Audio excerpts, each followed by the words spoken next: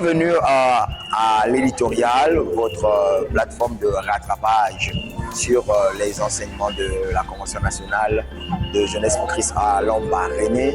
Nous arrivons à l'étape finale de notre parcours sur la quête de notre identité, sur les détails qui ont été donnés par rapport à notre thématique qui est Dieu.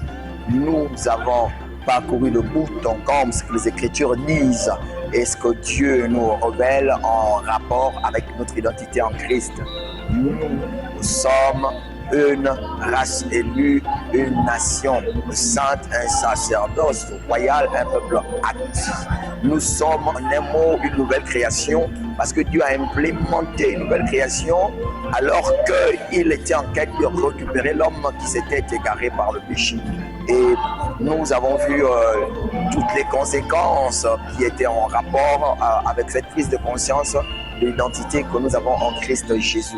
Nous arrivons au dernier virage de notre parcours pendant cette convention, le Lambaréné 2026. Et nous nous rendons compte que après avoir découvert qui nous sommes, il y a les implications qui nous conduisent dans la manifestation de cette identité. On rend compte que si la nouvelle création est enfant de Dieu, par conséquence déductive, la nouvelle création est Dieu. Donc, nous avons encore une fois de plus poussé le bouchon un peu plus loin en répondant à cette remarque du Seigneur. Jésus peut dire, et pourtant vous êtes des dieux. Donc, nous nous rendons compte que dans la succession naturelle de l'hérédité, chaque espèce se reproduit selon son genre. Si Dieu est notre Père, cela suppose que nous, enfants de Dieu, nous sommes des petits dieux parce que nous découlons de Dieu. Nous avons la nature divine, donc nous sommes du divin. Et cela implique beaucoup de choses dans notre manière de nous comporter, dans notre manière de vivre cette réalité dans le contexte humain. Vu que nous sommes des dieux, mais nous avons établi notre séjour dans le naturel, donc au milieu des hommes. C'est pourquoi ce passage nous amène encore à savoir que les cieux sont les cieux de l'Éternel et il a donné la terre aux fils des hommes que nous sommes. Donc nous avons cette capacité d'implémenter la nature divine dans le naturel parce que c'est notre espace de vie. Nous sommes des hommes dotés de la nature divine. Alors nous avons la responsabilité de manifester cette nature pour rendre habitable notre environnement, pour rendre concret notre manière de vivre, de sorte à ce que les hommes qui ne sont pas dotés de cette nature divine puissent savoir qu'il y a la différence entre ce qui est à Dieu et ce qui n'est pas à Dieu, ce qui est né de Dieu et ce qui n'est pas né de Dieu. C'est ce que nous comprenons dans cette logique. Et cette logique nous conduit à ce qu'on a appelé la consécration. Parce que la consécration, c'est être mis à part pour Dieu. Et si nous appartenons à Dieu, vu que nous sommes une nation, c'est un peuple acquis pour Dieu, nous avons donc cette obligation de manifester notre identité divine par la consécration. Donc la consécration implique notre manière de vivre. Nous sommes des dieux, nous sommes une nouvelle création. Nous ne devons plus vivre comme l'ancienne création, nous devons plus vivre aussi comme des simples humains. Il y a des choses qui sont impossibles aux hommes naturels, mais qui est possible à la nouvelle création, parce que la nouvelle création a la foi. C'est pourquoi Jésus dit que tout est possible à celui qui croit. Si tu crois, tu verras. Tout comme tout est possible à Dieu. C'est le seul parallélisme que l'on fait dans la Bible. Tout est possible à Dieu et tout est possible à celui qui croit. Celui qui croit parce qu'il est de la nature divine. On ne peut pas croire en Dieu et ne pas avoir cette capacité de quitter les ténèbres à son admirable lumière, parce qu'à ceux qui ont cru, à ceux qui l'ont reçu, la parole de Dieu a de la capacité de devenir enfant, donc de naître de Dieu, d'avoir cette nature de Dieu et de l'assumer.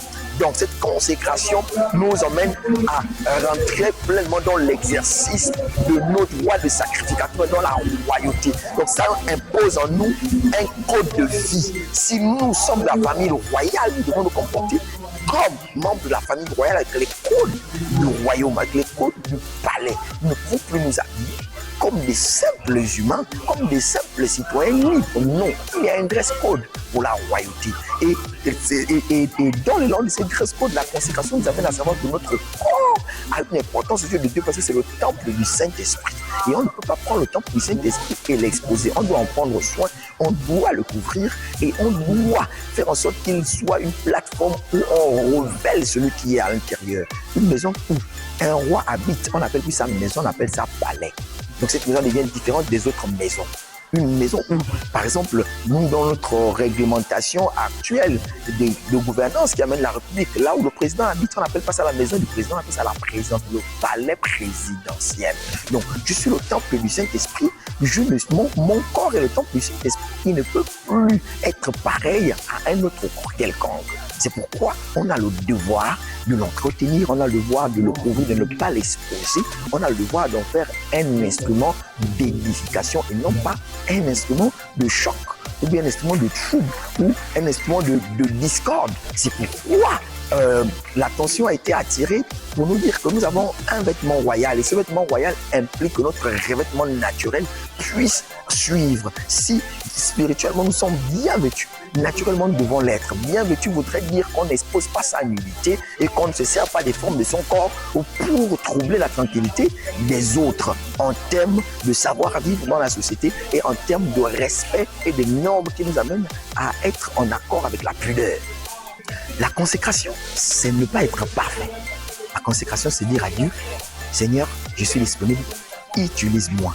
Et c'est là que nous rentrons dans la dimension du surnaturel. Seigneur, je suis disponible, utilise-moi. La Bible dit que Dieu met en réserve des vases d'honneur pour les utiliser à des occasions dignes de ce nom. Et de l'autre côté, on a des vases d'usage vil et qu'on utilise pour n'importe quoi. Donc, en tant qu'enfant de Dieu, je vis dans la consécration. En tant que Dieu sur terre, je vis dans la consécration. Cette consécration fait en sorte que je me mets à la disposition du Seigneur pour qu'il l'utilise. Et cette utilisation dont nous parlons, ce n'est pas une simple utilisation naturelle. Parce que le divin vient rentrer dans le naturel pour manifester des choses surnaturelles. Donc, en tant que nouvelle création, en tant qu'enfant de Dieu, en tant que race royale, en tant que peuple acquis du Seigneur, nous devons fonctionner dans le surnaturel. Ça veut dire que nous ne pouvons plus, ce qui limite un homme naturel ne peut plus nous limiter. Si un homme naturel, dans son fonctionnement, dans l'intelligence naturelle qu'il a, fait en sorte qu'en classe, il ne peut se limiter qu'à 12 de moyenne.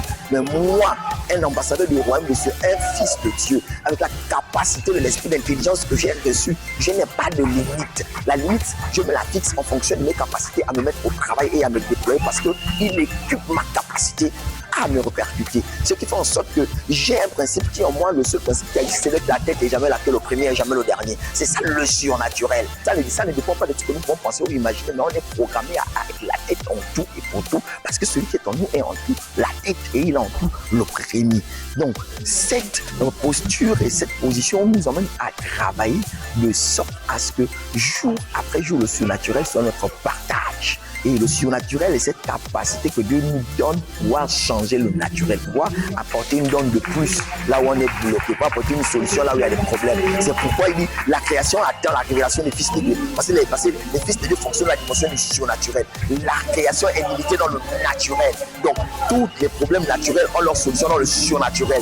Donc, si tu te trouves le seul surnaturel dans un milieu où il y a des questions naturelles, tu es censé apporter la réponse. C'est pourquoi on dit que les tiens rebâtiront sur l'ancienne ruine. Ça veut dire qu'ils sont capables de rebâtir les vies détruites. Ils sont capables de porter de la joie là où il n'y a pas la joie. Ils sont capables de porter l'espérance là où il n'y a pas l'espérance. C'est pourquoi on a dit d'apprendre que c'est l'espérance comme toute espérance. Il était sec de chez sec. Mais Dieu a dit que tu as perdu une multitude. Il a cru et il a fini par engendrer. C'est ça le surnaturel. Le surnaturel passe toujours là où le naturel s'arrête.